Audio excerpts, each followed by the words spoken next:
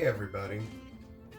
Ever since I posted pictures of the bread that I've been making, I've received comments asking me if I could do a video to show you how to make the bread. So today we're going to do just that.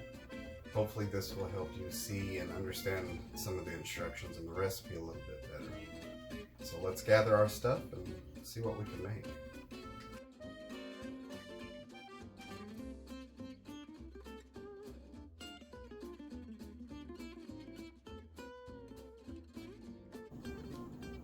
Okay, so let's take a look at the ingredients that we're going to need to make our bread today.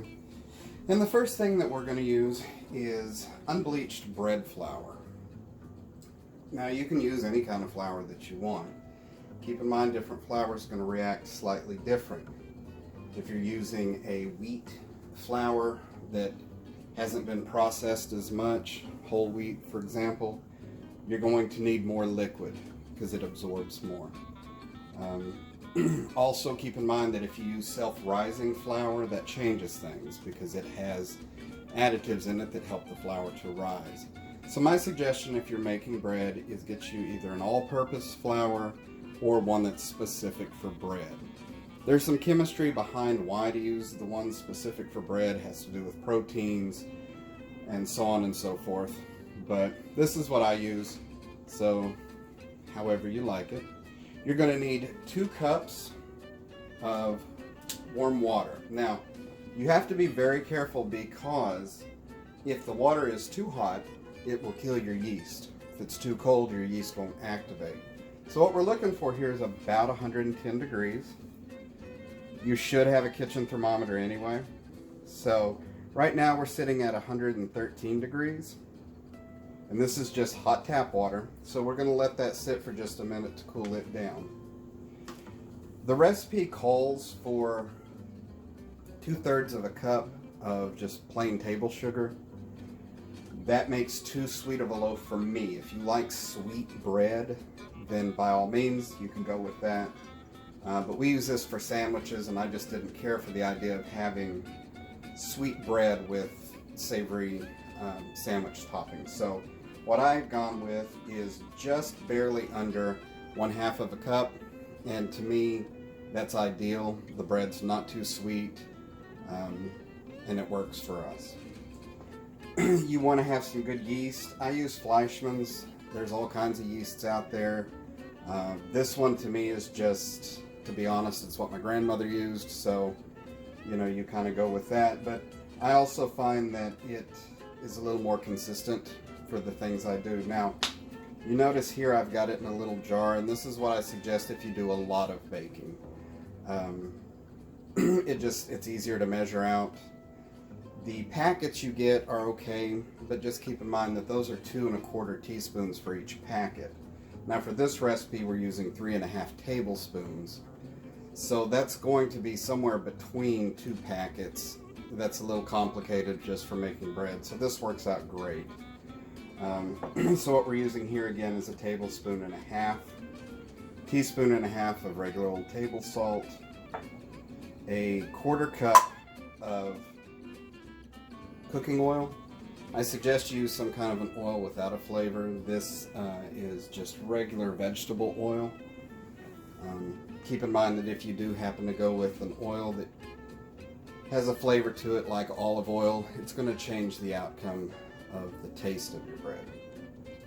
So we've got all of our ingredients. Let's go ahead and measure our water again, and we are sitting at 111, so that is going to be perfect for us.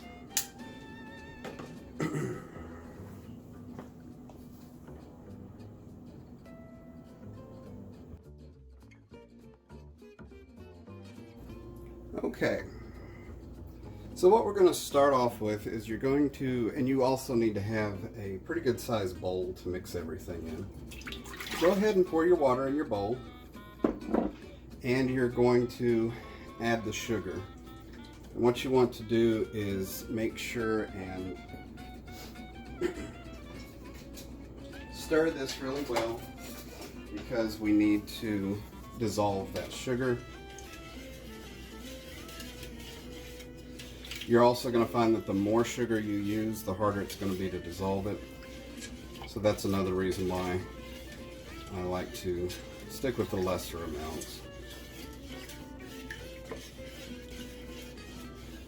Okay. So once we get that done, we're going to sprinkle our yeast in.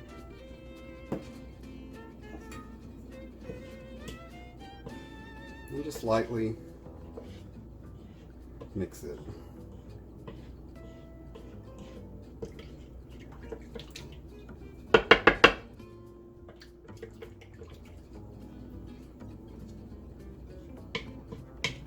You're not going to totally dissolve this yeast. It'll break down on its own time. But we just want to try to make sure that we get it mixed in pretty well. And what you're going to find as you go on here is that yeast is going to start feeding on the sugar that's in the water. And as it's doing that, it's going to put off a byproduct of carbon dioxide, and this is what gives your bread its rise. You can also send me $29.95 for the impromptu chemistry lesson. So what I like to do with this is I like to let it sit for about 5 minutes so that the yeast can proof. And you'll know that it's doing its thing because it will start to look like a foam on the top. Now while we're doing that, letting it sit, and you can already see a few bubbles forming. So that means that the yeast is active and it's working out. Now on the amount of flour that we're going to use, the recipe itself calls for anywhere between 5 and 6 cups of flour. I find that I'm going to use 4.5 to 5 cups just in mixing in the bowl, and then as I'm kneading, I'll go through about another half to full cup. So when you're doing bread, there is a lot of trial and error that goes into this. There are certain things that you want to look for, but not everything's going to always be exact time after time after time. So you'll just have to play with this a little bit. I first made bread way back in 2004. I was living in Austin. I was broke, but I had a really good cookbook, and so that's when I made my first loaf of bread. And while it was good, it has improved quite a bit simply because I play with recipes and I've just kept exploring until I found one that really does work for me. So let's see if we can see. You see the change that's come into the yeast as it's starting to bloom, making bubbles. So this yeast is good.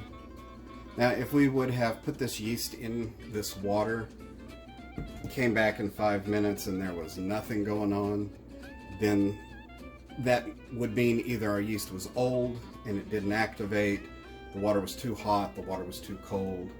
So we would just need to throw that out and check our expiration dates first. It's very common for yeast to expire, because if you don't bake very often, you don't think about the fact that this has a time limit on it. Now, when we get to the point here where we're going to start mixing our batter, which is going to lead us to the dough, I like to start with a wire whisk. I find it helps to break up the lumps in the dough a lot better. You can do what you want. You can use a hand mixer.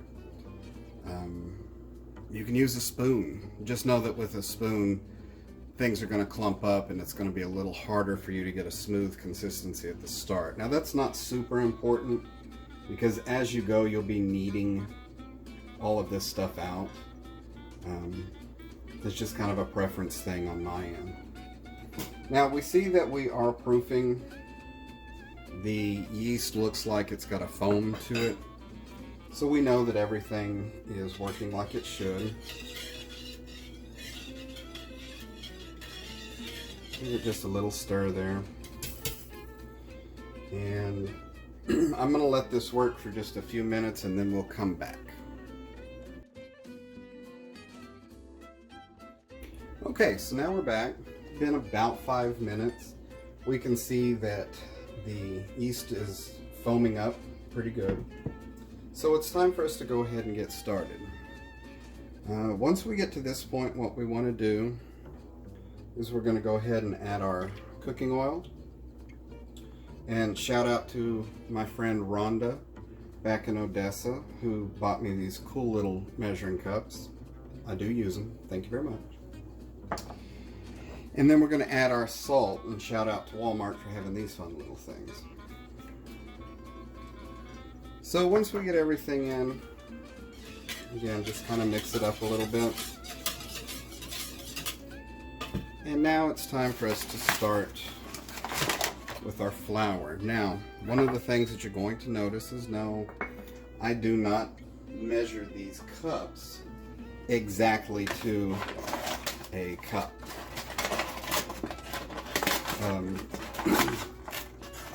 And this is one of the bad things about learning to cook from a grandmother is, you know, you weren't really taught measuring things. You were taught how to look at consistencies and how to work from that point. But it's not going to hurt you to actually measure these. Now, if you've never done this before, the best way to measure an actual cup of flour, or a cup of any dry ingredient for that matter, is to take yourself a spoon and spoon the ingredient into the cup.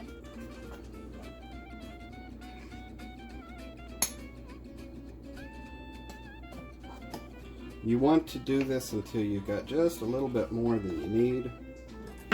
And then you can take an object with a flat edge, such as this spatula, fill in the gaps, and there you go. This happens to be half a cup.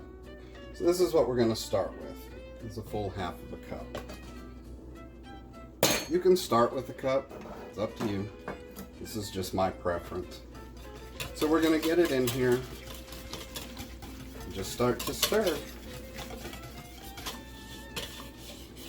You're going to get stuff up on the walls of your bowl. That's cool. Scrape it back down.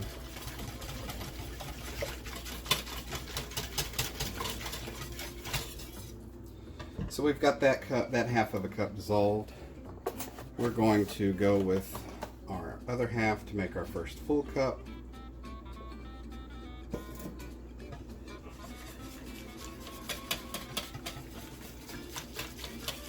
And what you're going to know with each additional cup of flour that you put in is initially the batter is going to seem difficult to stir.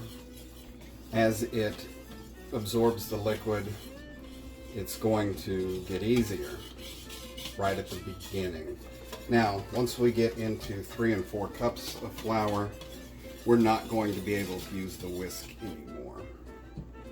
But so what we have here is not even quite the consistency of pancake batter. So we're still doing good. And it's important to do this just a little bit at a time so that you can make sure that you don't have areas that are super dry versus areas that are super wet. Make sure that you're scraping the bottom of the bowl, that you're scraping the sides of the bowl.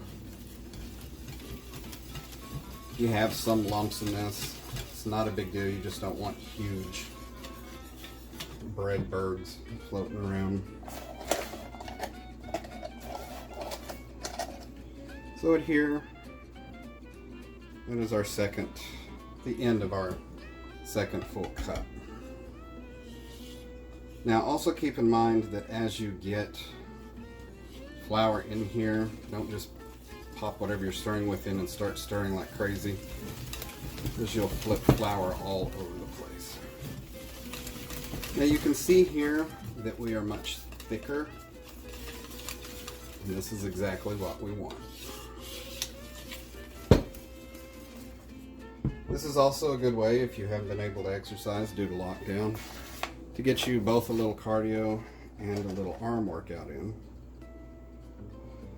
And I don't know if you can see it or not, but we have bubbles forming. So that means that our yeast is really going to town now. So we're sitting at 2.5 cups. You notice that as we stir, things begin to pull away a little bit more. Now it's getting very difficult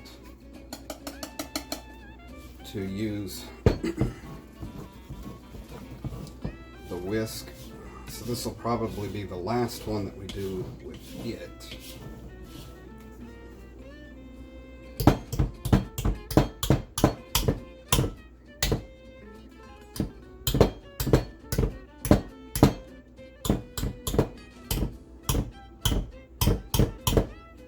Maybe.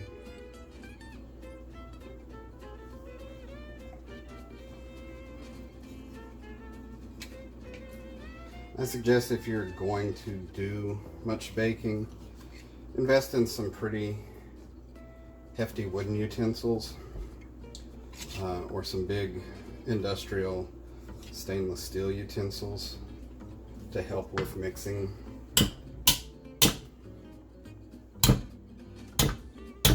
Yeah, that's good enough.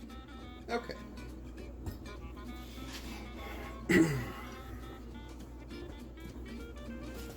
So, another 1/2 cup.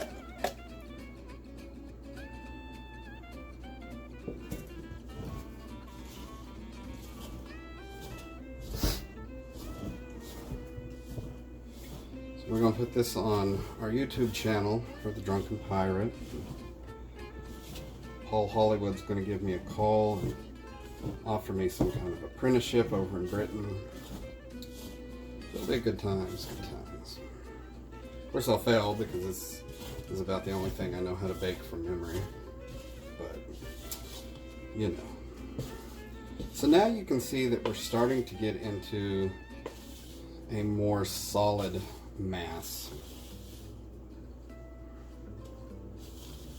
We want to make sure that we incorporate just as much of that loose flour as possible. So you got to get in. It's still going to be a little sticky. That's okay.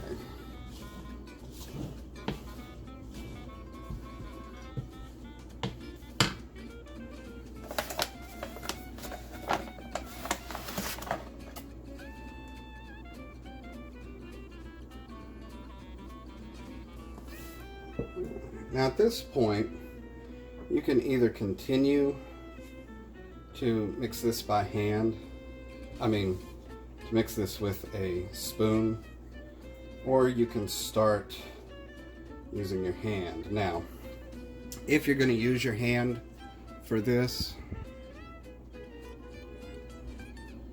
I bet y'all just missed all that because I don't know how long that thing's been down. But anyway, if you're going to use your hands for this, just know that it is kind of gross the first couple of times. You're going to have this stuff all over you. Make sure that you wash your hands really good before you start. Take your rings off. All those good things. And what we're doing here is you're just going to do a little bit of a kind of a light kneading. We're just trying to incorporate all of this flour. And you're going to find that the dough goes through different phases as you're mixing. There'll be times whenever it's going to seem very dry to you. You keep kneading and the next thing you know it's wet and sticky again. So it's important to just keep working your dough.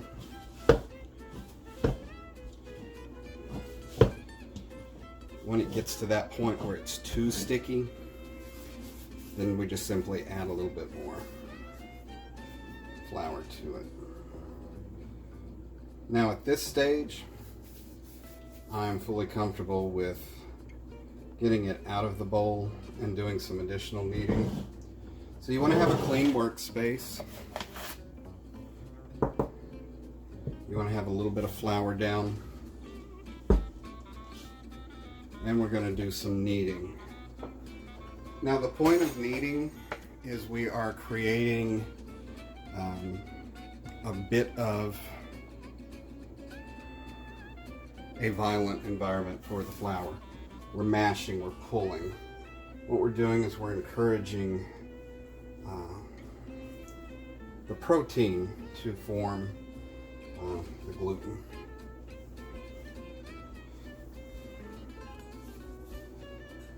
So this is the part that to me becomes very cathartic. So if you had one of those days where you're in Dallas traffic for hours on end and people are stupid and you can't really go out and punch people or kick them in the throat or whatever, come home, make some bread. It works. You're going to find as you start to do this that the bread can be kind of tough at times.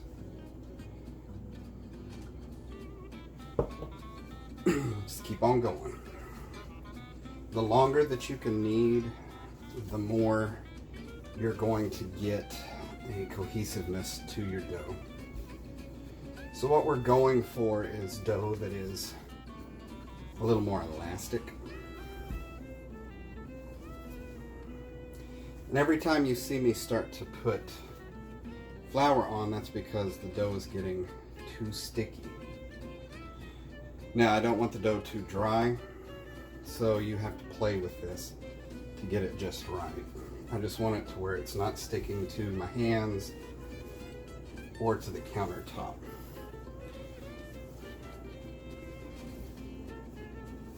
Now we're going to go for a full 15-minute knead here,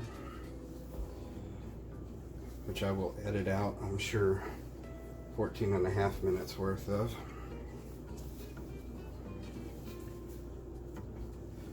I just want you to see kind of how the process goes. Bread making is a physical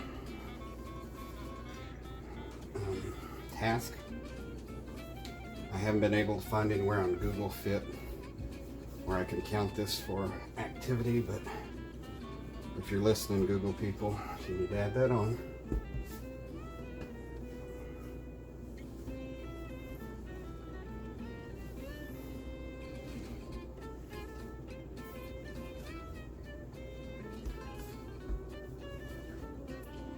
And we're going to just continue to do this for a while. So, go ahead and relax. Get yourself a cup of iced tea.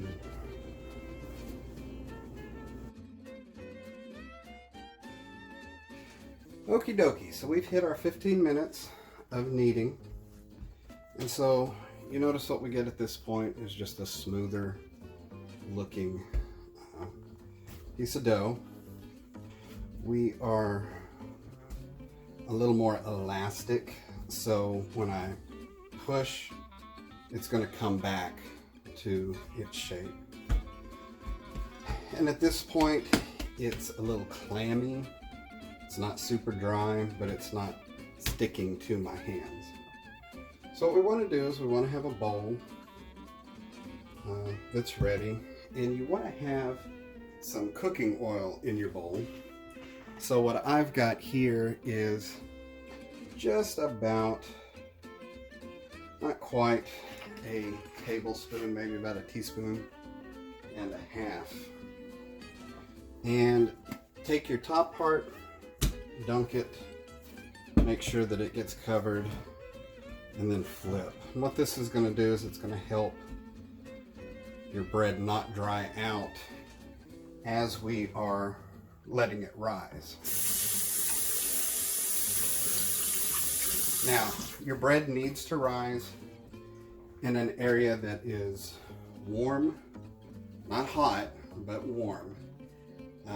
We found that living in an apartment, we of course have the over the stove microwave that has the lights underneath it. And if I turn the lights on before I start making the bread, by the time I'm done, the microwave itself is warm. So I can put it in there. Heat rises, so you can put it on top of the refrigerator. One of the other tricks that you can do is right before you start mixing, turn your oven on to its lowest setting. Let the heat actually kick on for about a minute and then shut it off. Keep the door shut. And then by the time you get to this point, you're ready to put it in, it should still be warm and should work for you. The other thing that I like to do is I'll take a tea towel and soak it in hot water, wring it out, and this will make a little bit of a more humid environment to kind of help with all this as well. Now what you want to do is you want to let this sit for anywhere from 45 minutes up to an hour. And what you're looking for is the dough to exponentially grow. Sometimes you'll hear it described as doubling in size. Ideally, when I come back to check on this in about an hour, it should be a couple of inches above the rim. It should be ballooning out. So it should look like West Texas Club Night. Anyway, so we're going to put this in. We're going to let it rest 45 minutes to an hour, and then we're going to come back and I'll show you what we do from there. Okay, so my timer just went off, which means that the bread has risen. Before we pull that out, I want to show you the bread pans that I use. These are made by Wilton. They are a 9 1/4 by 5 1/4 by 2 3/4 inch. Very heavy duty. I love these. Very even bake on them. They're great. So Wilton, if you're listening and you want to give me some kind of sponsorship, just call me. So even though these are non-stick, I do go ahead and grease them. And I use just Crisco vegetable shortening. You can use oil to do this with. The only problem is when you do that with oil, it can absorb into the dough easier than the solid shortening can. All right, so let's take a look at our bread. And you can see here that the dough has risen. If I tilt it just a bit, you can see how much we're talking. Okie dokie. And then you can see the blisters that have formed, and that's from all of that gas production. So what you want to do is you want to go ahead and punch your dough down. I know it seems a little counterintuitive, but go with me.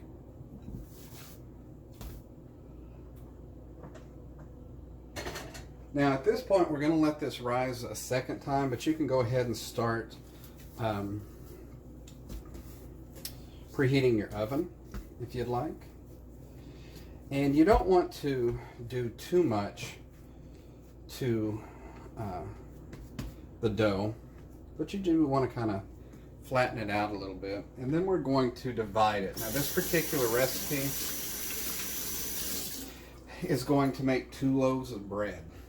So usually what I do is I make 1 loaf for us and then 1 for my neighbor. If you don't go through bread all that quickly, then you can always freeze half of this. Now if you're going to freeze, then it's best if you pre-slice. Keep it together, put it in a bag, and then freeze it.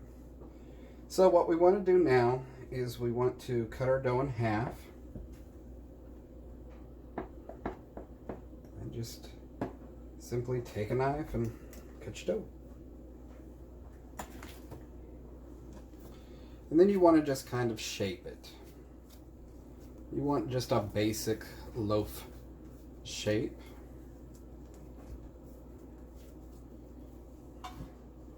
And there's that one.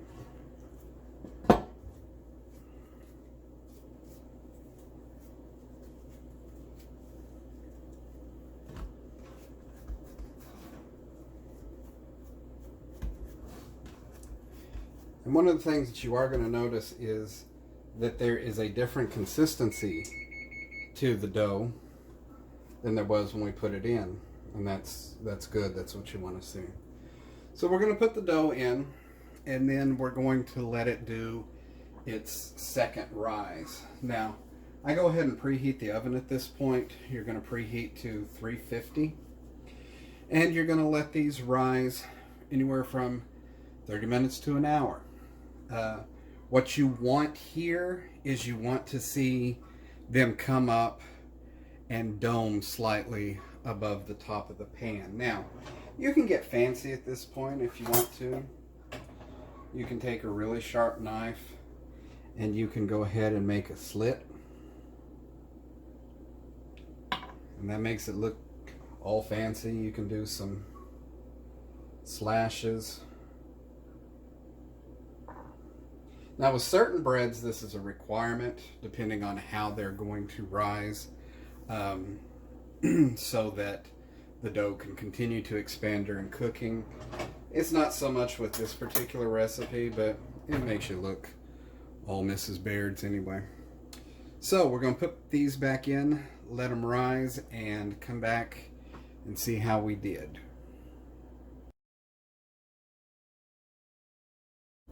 Okie dokie. So we've let the dough rise, and as you can see, it did just exactly what we wanted it to do. So at this point, we're going to pop it in that preheated oven. Remember, we preheated to 350 degrees. We're going to let this bake for 30 minutes.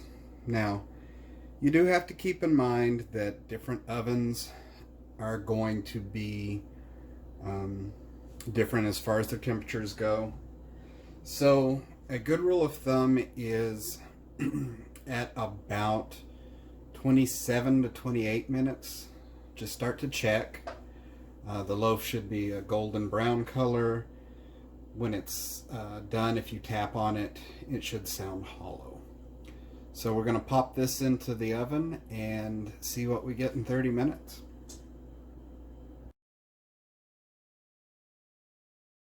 All right, so our bread has cooked. Let's see what we got.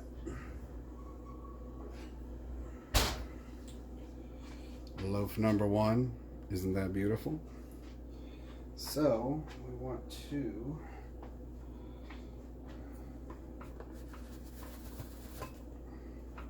get it out and let it start cooling.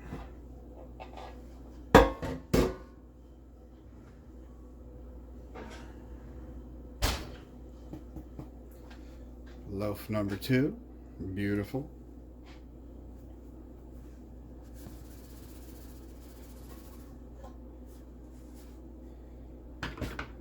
And there we go. Now, one of the things that you can do if you like a softer bread is you can come in as they're cooling and add butter to the top. Now this isn't a have to. Like I said, it just makes it softer.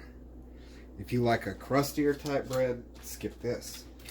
But I like something that's easier for me to cut and that doesn't cut my mouth all up while I'm trying to eat a sandwich. So just simply go over it.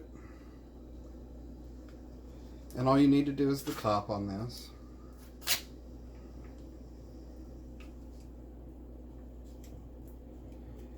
And we are going to let these cool for about an hour or so.